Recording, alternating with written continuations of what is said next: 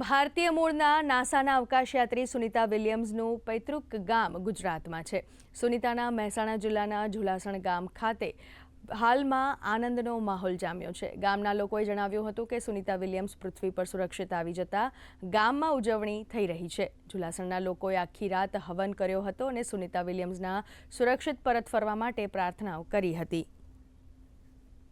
मेरे एक खुशी का कोई पार नहीं। आज जो 9 महीने से मैं राह देखता था, जो यज्ञ पे यज्ञ करता था, उसकी खुशी मेरे को आज मिल गई है।